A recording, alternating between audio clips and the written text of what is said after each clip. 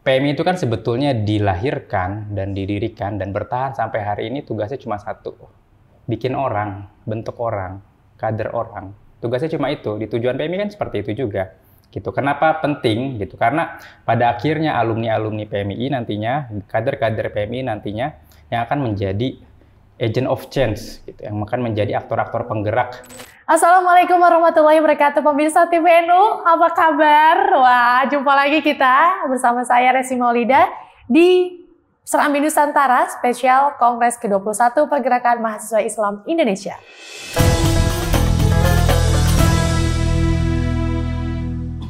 Oke, pemirsa TVNU, seperti episode sebelumnya, tamu kita hari ini adalah kandidat Ketua Umum PMI, sahabat Abdurrahman Hamas Nahdli. Nahdli ya, Kak? Nahdli. Ya. Apa kabar, Kak baik, Hamas? Kak Resti, sangat baik alhamdulillah. Sangat baik ya, luar biasa nih. Pemirsa TVNU, kalau kita baca ya, riwayatnya Kak Hamas ini 6 tahun berkhidmat secara struktural dari tingkat rayon sampai tingkat cabang. Kemudian 6 tahun juga berkhidmat di kepengurusan PMI. Yes, ya, exactly. apa sih yang melatar belakangi Kak Hamas gitu ya? 12 tahun berkhidmat di PMI, Kak Hamas. Ya jelas jawabannya adalah pengabdian.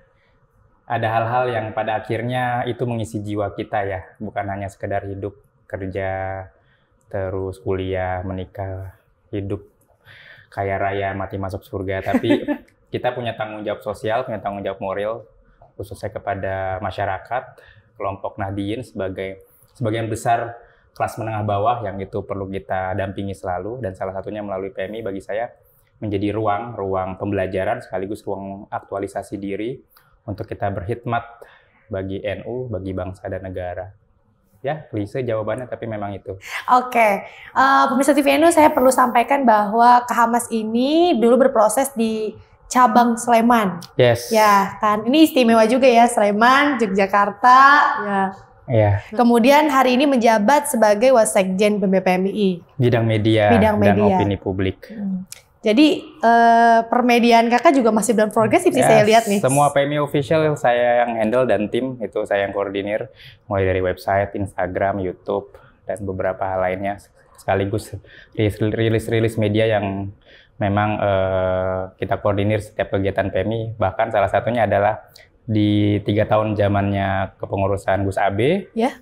Tum AB, kita wajib semua kegiatan kita streamingkan secara live karena PMI ini luas banget se-Indonesia dan kita pengen akses informasi ini menjadi hal yang paling wajib didapatkan oleh seluruh kader. Bahkan demonstrasi pun kita live kan. Yeah. Demonstrasi waktu itu BBM itu kita live, timku pada bawa kamera dan sebagainya, saya di kafe mantau dari jauh. Nah. Luar biasa. Nah, Kak Hamas ini aku tertarik mengawali pembahasan kita dari media mungkin ya, karena kakak menggeluti di sana. Hari ini kan fokusnya PMI harusnya mahasiswa. Memang dari dulu kan mahasiswa ya, kampus-kampus sumber daya manusianya tingkatnya di mahasiswa. Kemudian hari ini generasi mahasiswa itu kan dipenuhi oleh generasi milenial dan Gen Z. Mereka kan digital native banget tuh.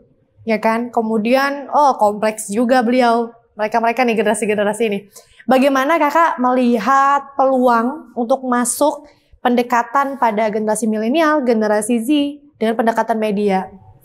Ya, saya memberi tekanan dulu. Saya selama beraktivitas di PMI, saya aktif di 3 isu.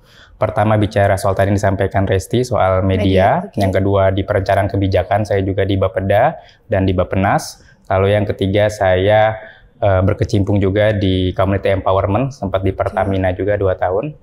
Jadi balik lagi bicara soal media itu sekarang menjadi tools ya, atau bahasa NU-nya adalah wasilah.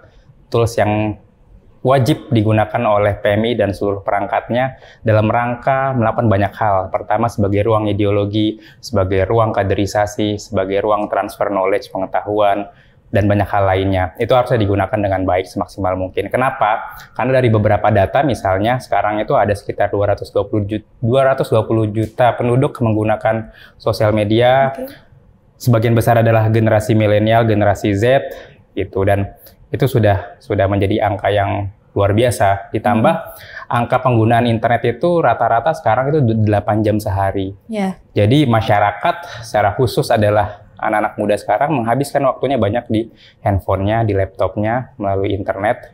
Dan kalau kita tidak bisa beradaptasi di situ, tentunya kita gagal melakukan pendekatan gitu. Itu sih yang menjadi hal krusial. Oke, kemudian dalam menyebarkan pemahaman Islam Ahlussunnah wal Jamaah, kan dimanapun PMI kan memang lahir dari Nahdlatul Ulama. Yes. Kemudian bagaimana PMI memperkuat pemahaman Islam Ahlussunnah wal Jamaah di kalangan generasi milenial dan generasi Z? Ya, Ahlussunnah wal Jamaah itu kan jadi core-nya ya, core penggerak PMI yang membuat kita semua bergairah, yang membuat saya mau 12 tahun ber-PMI. Salah satunya soal itu, soal Islam Ahlussunnah wal Jamaah. Kita semua sepakat bahwa itu menjadi the way of life, gitu, jalan hidup kita semua, khususnya masyarakat Indonesia, dalam melaksanakan aktivitas kehidupan bermasyarakat. Nah, PMI sendiri menyepakati dan menggunakan Islam Ahlussunnah wal Jamaah sebagai pendekatan ideologis kepada seluruh kader-kadernya, dan ini perlu diamplifikasi dan diaktualisasikan pelaksanaannya melalui salah satunya ruang media digital. Banyak sekali sekarang pro kontra soal perdebatan, dialektika, isu sosial keagamaan gitu di ruang media digital, dan tidak hanya kelompok Islam Ahlussunnah wal Jamaah, banyak kelompok-kelompok lainnya juga. Yang itu mau nggak mau kita juga mesti berpartisipasi di situ. Kalau tidak kita akan kalah dalam perang ya. Saya menyebutnya sebagai perang gagasan atau perang wacana. Gitu. Kalau sudah kalah gitu, jangan kita sangat mungkin nanti pergeseran arus ya, aliran Islam di Indonesia bisa terjadi kalau kita tidak adaptif dan nggak mampu melakukan engagement, pendekatan ke masyarakat soal yang menjadi gagasan Islam Ahlussunnah wal Jamaah.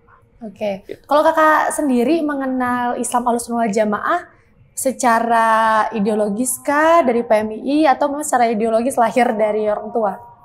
Yes, saya mengenal NU dari bayi, dari lahir. Bahkan saya sendiri lahir itu di kawasan Pondok Pesantren As-Siddiqiyah, Jakarta Barat, Kiai Nur Iskandar.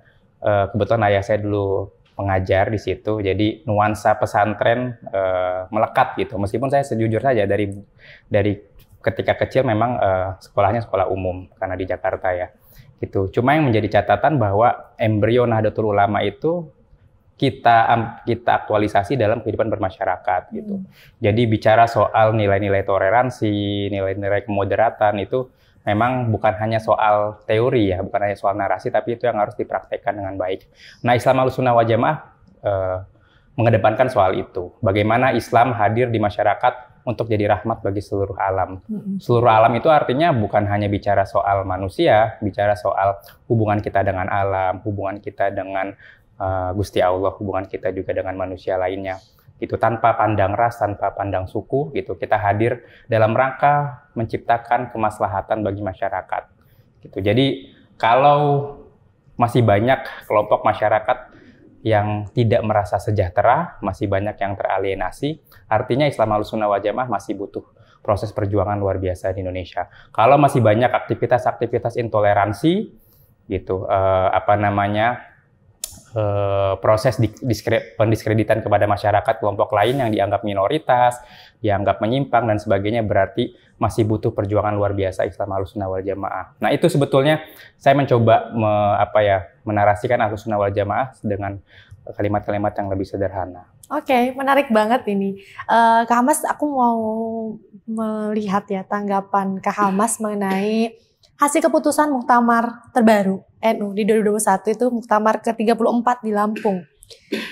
Di sana hasil muktamar itu menetapkan bahwa PMII itu banomnya sebagai banon Nahdlatul Ulama. Bagaimana tanggapan kamu sendiri?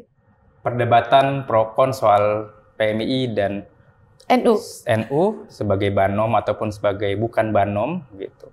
Itu sebetulnya memang sudah cukup lama dan selalu menjadi isu yang muncul di setiap kongres gitu. Ya.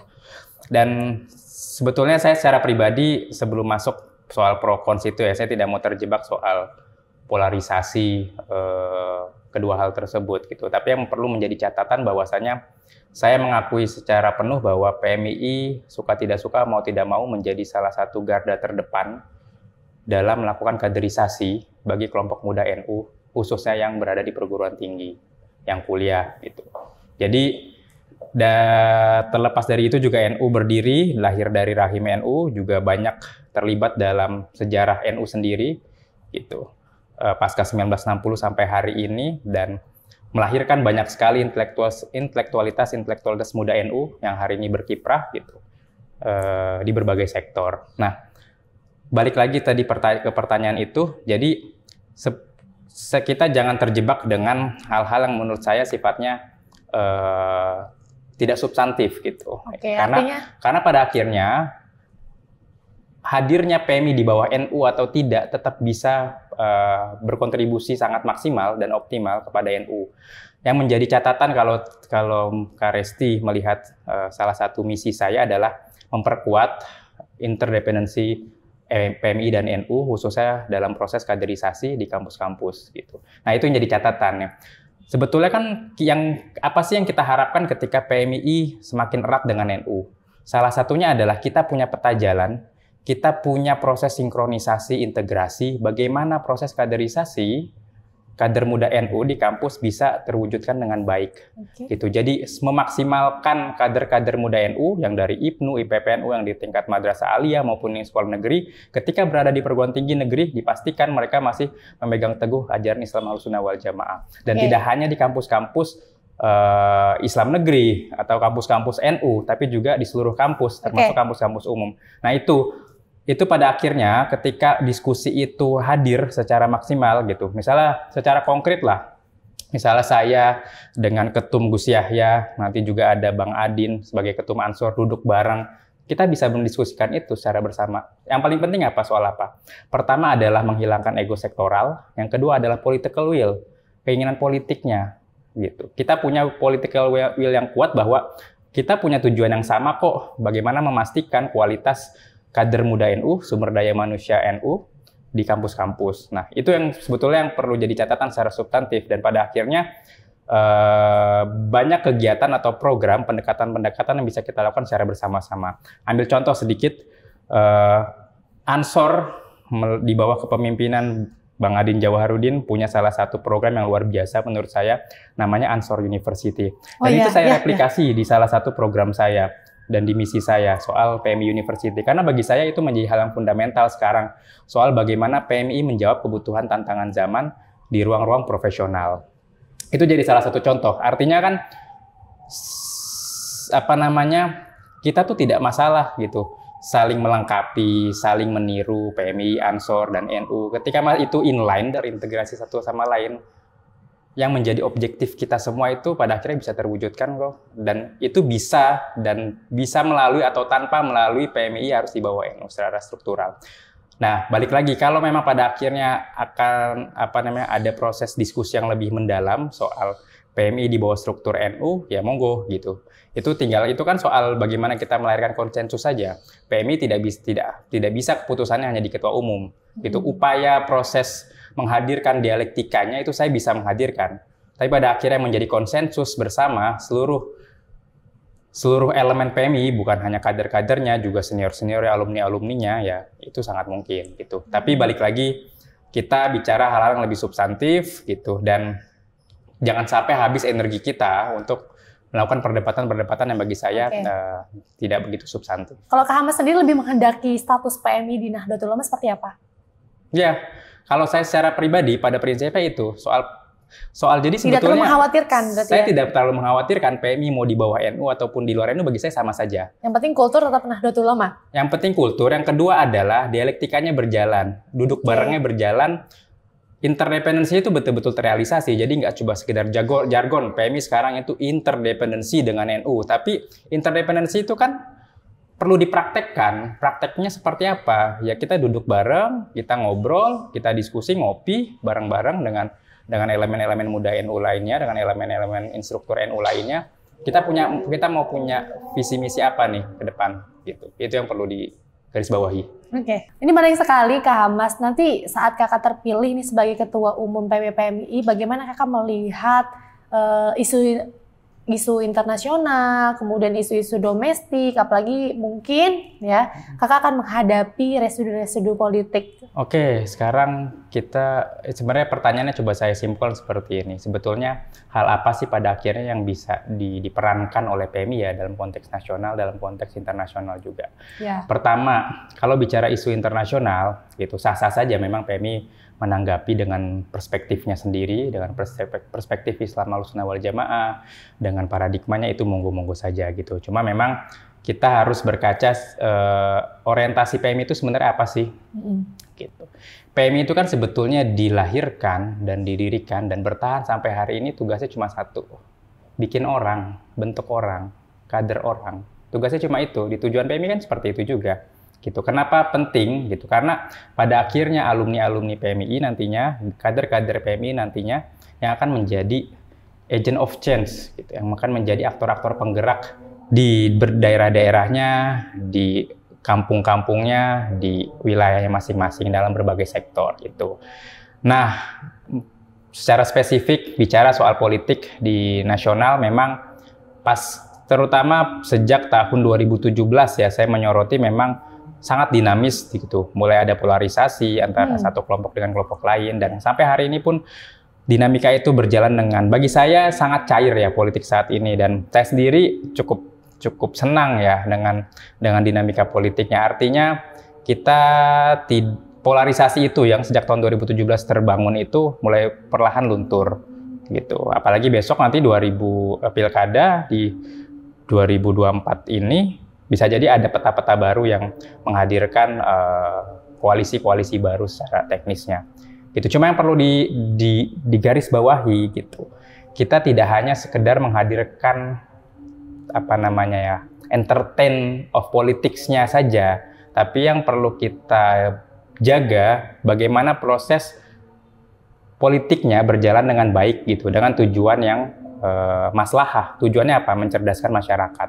Nah, proses ini yang belum terjalin. Kenapa saya bisa melihat seperti itu?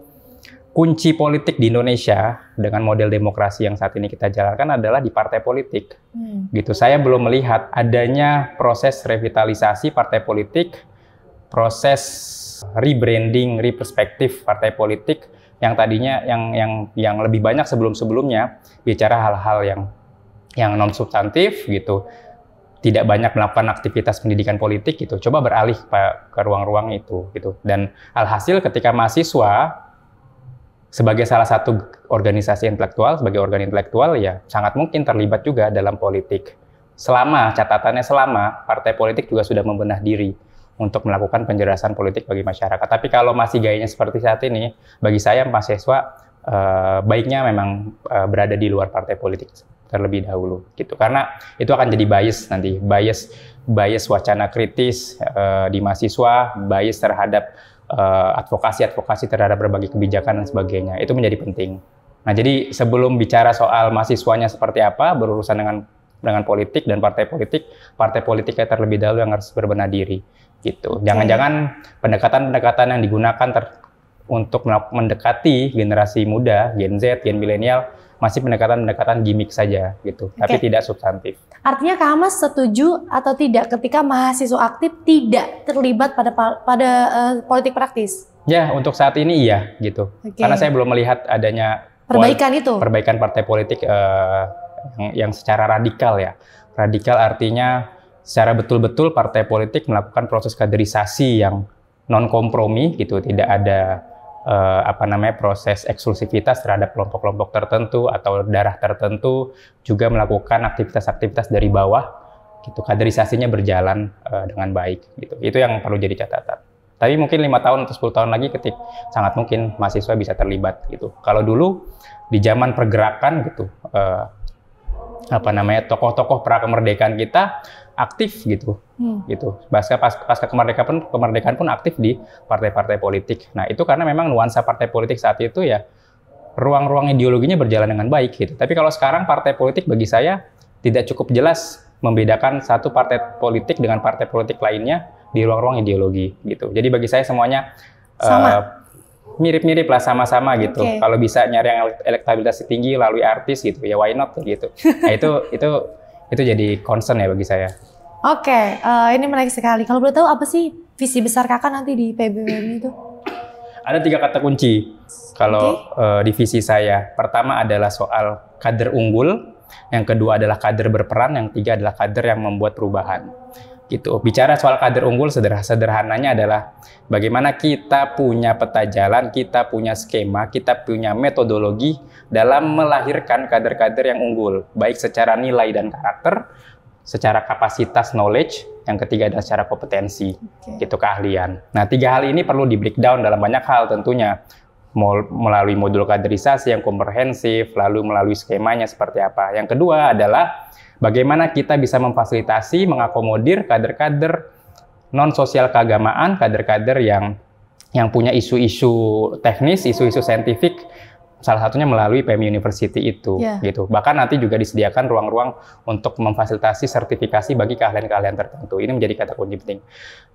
Itu yang pertama, gitu, soal kader unggul. Yang kedua adalah kader berperan, gitu. Saat ini PMI punya infrastruktur kelembagaan yang luar biasa besar dan pesatnya di berbagai kabupaten kota di Indonesia.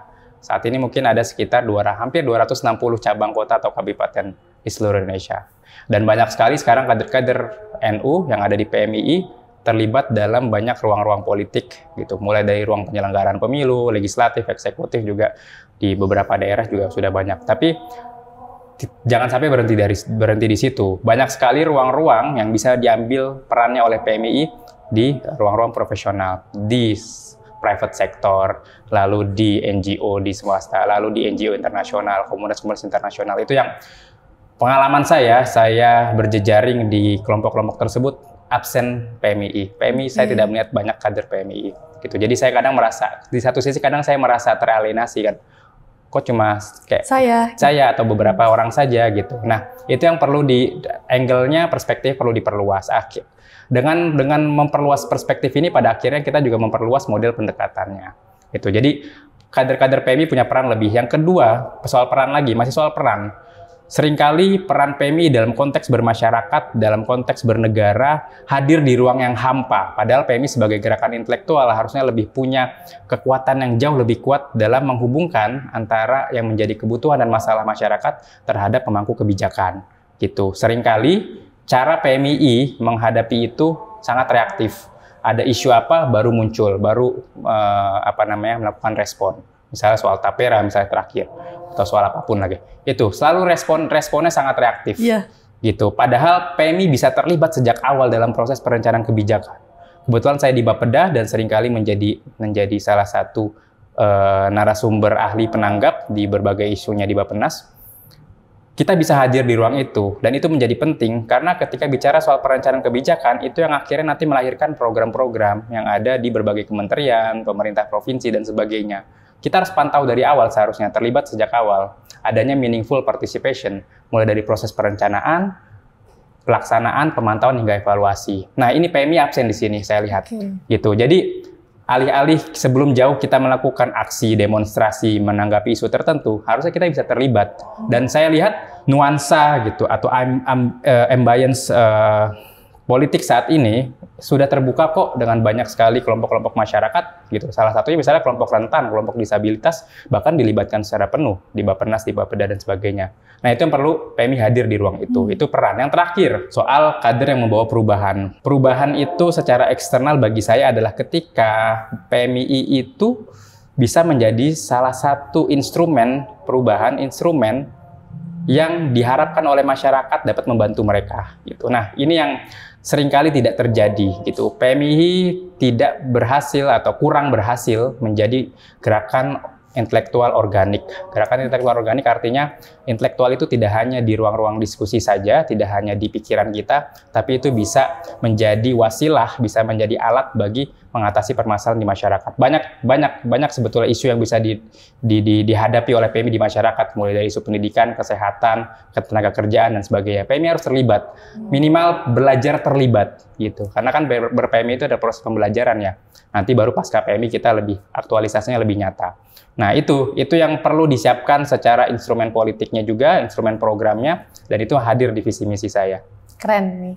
Artinya ini pemirsa TVNU dan sahabat pergerakan, ini juga bisa menjadi salah satu bahan baca, bahan refleksi sahabat-sahabat di seluruh daerah mengenal sosok Kak Hamas sendiri. Karena waktu kampanye kan sedikit kayak. Yes, sangat sedikit, ini sisa 1,5 bulan. 1,5 bulan, paling efektif 1 bulan lah saya pikir.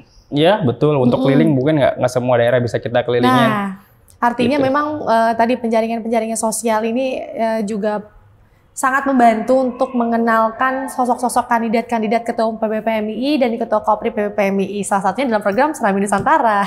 Yes, betul banget. Oke, Kak Hamas, kalau boleh tahu ya, sudah mengantongi suara berapa ini?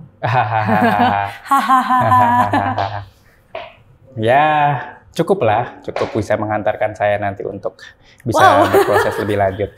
Tapi pada catatannya ini, yang menjadi catatan, saya mencoba menghadirkan proses kontestasi politik saat ini yang jauh lebih partisipatif. Artinya model pendekatan yang saya gunakan sekarang banyak modelnya bottom up. Artinya bottom up, pendekatan yang saya gunakan pertama kali adalah pada cabang-cabang secara langsung. Saya membuka akses melalui link profil saya s.id/hamasnahli. Di situ ada visi misi saya, narasi saya, bahkan mungkin bisa dicek salah satu narasi saya yang sangat akademis gitu, sudah kayak jurnal lah gitu. Terus di satu sisi saya juga menyertakan kontak person saya, semua bisa diakses. Saya pengen teman-teman yang memang saya masih yakin dan optimis, kader-kader NU, kader-kader PMI di berbagai daerah masih sangat concern bicara soal narasi dan butuh pemimpin yang memang punya narasi yang kuat dan tentunya adalah jam terbang ya, pengalaman yang juga kuat gitu. Jadi kalau kalimatnya kira-kira gini, saya tidak mencari pemilih gitu, tapi saya mencari partisipan yang akan memperbersamai saya dalam setiap ruang diskusi untuk bareng-bareng kita membangun PMII. Oke, menarik sekali ini. Kak Hamas, aku ada lupa ya pertanyaan harusnya di awal kita sudah mulai singgung bagaimana nanti Kak Hamas di kepemimpinan ke depan. Tentu kalau kita ngomongin PMII, di PMII sendiri itu ada struktural Kopri kan ya? Oke. Hari ini status Kopri itu sebagai semi-otonom ya Kak Hamas ya? Iya. Bagaimana Kakak menerjemahkan status semi-otonom ini? Iya, sebetulnya ini diskursusnya bisa sangat panjang dan ketika saya yang berbicara kan bisa jadi tidak dianggap perspektif gender ya, karena saya mewakili kelompok laki-laki. Tapi coba saya akan mengambil angle ini lebih luas gitu. Saya secara pribadi termasuk orang yang peduli bahwa ketika kita bicara soal kemandirian, pemberdayaan di kelompok perempuan, itu harus mulai dari kelompok itu sendiri. Artinya kelompok perempuan itu sebagai subjek, gitu, bukan sebagai objek. Nah, teman-teman di Kopri ini perlu kita hadirkan ruang yang memang bisa membangun mereka, bisa membuat mereka berpikir, dan mereka melakukan proses pemberdayaannya diri mereka sendiri. Gitu. Jadi sangat mungkin kan setahu saya ya, kalau saya tidak luput ya, di Muspimnasu sebenarnya sudah disepakati juga bagaimana Kopri bisa menjadi independen gitu, lepas dari badan PMII gitu. Jadi pada akhirnya Kopri bisa menjawab kebutuhannya masalah sendiri. Itu yang pertama. Yang kedua, saya sedikit memberikan otokritik ya terhadap Kopri. Jadi seringkali kita terjebak dengan wacana soal gender gitu di isu gender itu sendiri. Padahal gender itu sebetulnya adalah kata kerja juga. Jadi bagaimana kita membahas berbagai isu, berbagai diskusi dalam perspektif gender. Jadi sangat mungkin kok teman-teman pada akhirnya kelompok-kelompok perempuan di PMII, di Kopri bisa menjadi praktisi-praktisi ahli juga di luar soal gender saja, tapi isu lingkungan, isu pendidikan, kesehatan. Tapi kan soal gender itu kan sebagai pembalutnya saja, untuk agar wacana ini ada lebih mudah dikenal, ada perspektif gendernya gitu, tidak maskulin dan sebagainya. Itu yang perlu jadi catatan. Jadi kalau memang ruang itu baru terwujud ketika Kopri independen ya why not gitu. Itu sangat, jadi ya itu malah bagus. Ini saya tidak membahas bagaimana isu wacana Kopri independen atau enggak. Saya kan nggak nyalon ketua Kopri. Iya, cuma menerjemahkan status semi-otonom. Maksudnya semi-otonom itu seperti apa sih gitu loh Kak? Nah, itu saya sendiri jujur saya tidak terlalu banyak mendalami Kopri ya. Karena di cabang saya tuh nggak di Sleman nggak ada Kopri? Tidak ada Kopri. Ini tidak ada Kopri karena ya ini hasil apa namanya? Mufakat teman-teman. Mufakat refleksi dari kader-kader dan juga senior-senior PMI Sleman. Gitu banyak juga kok alumni-alumni Sleman yang ada di Gus Durian, di NU juga banyak. Arti bahkan ya aktivis gender juga banyak di PMI Sleman. Tapi kenapa pada akhirnya kita tidak membentuk itu? Kita khawatir gitu proses itu mengkerangkangi ya gitu kelompok-kelompok muda perempuan di Kopri gitu. Padahal mereka juga punya potensi yang sama untuk jadi ketua umum PBPMI, ketua cabang, ketua komisariat gitu. Ketika saya pertama kali share kandidat ketua umum PMI di grup senior saya, yang pertama dikritisi tidak ada calon perempuan. Dan bagi saya mengaminkan itu gitu. Pada akhirnya ya kita juga otokritik, PMI belum bisa menghadirkan ruang-ruang kepemimpinan bagi kelompok perempuan. Karena kan sejatinya PMI kan mengakomodir semua kader, baik laki-laki maupun perempuan. Harusnya ruang itu bisa direalisasikan gitu. Kalau kita bisa menuntut legislatif untuk adanya minimum 30% untuk representatif, why not untuk di PMI? Kenapa nggak kita lakukan? Nah itu kan butuh political will gitu. Political will yang itu harus diwujudkan gitu. Tapi terlepas dari itu gitu, ini memang PR yang luar biasa juga gitu. Kita pengen juga menghadirkan banyak pemimpin-pemimpin perempuan Kopri di berbagai sektor juga, dan itu perlu difasilitasi oleh infrastruktur politik yang memadai juga, yang memberdayakan mereka sebagai subjek bukan sebagai objek. Itu kata kuncinya. Menarik sekali. Oke, Kak Hamas, terakhir apa yang mau Kak Hamas sampaikan kepada seluruh kader-kader pergerakan di Indonesia, bahkan seluruh cabang yang akan menjadi calon-calon pemilih Kak Hamas? Silakan Kak Hamas. Oke, thank you Kak Resti. Singkat saja, saya bukan Superman, saya bukan individu yang sempurna, banyak cacatnya, banyak kurangnya. Saya butuh super team. Saya mau menghadirkan PMI dengan super team yang luar biasa, termasuk bagaimana saya menjalankan proses kontestasi ini dengan variasi kedaerahan yang variatif, yang inklusif, dan saya mengajak teman-teman semua, sahabat-sahabat di seluruh Indonesia, gitu. Monggo yang berminat untuk bergabung dengan saya, berpartisipasi dalam setiap dialektika yang ada. Setiap perspektif teman-teman akan dianggap penting bagi saya dan tim, gitu, untuk bergabung bersama kami, dan teman-teman tidak hanya sebagai konstituen suara, tapi sebagai partisipan. Bisa dibuka di s.id/hamasnahli, teman-teman bisa membedah saya, istilahnya bisa mendesak saya, menyudutkan saya, gitu. Bagaimana narasi saya soal PMI, dan kita bareng-bareng ngambil peran dan bawa perubahan di PMI. Terima kasih. Oh, tepuk tangan dulu dong, tim suaranya. Ini Kak Hamas luar biasa banget. Terima kasih. Perbincangan kita singkat, padat, dan sangat berisi sekali. Semoga ya.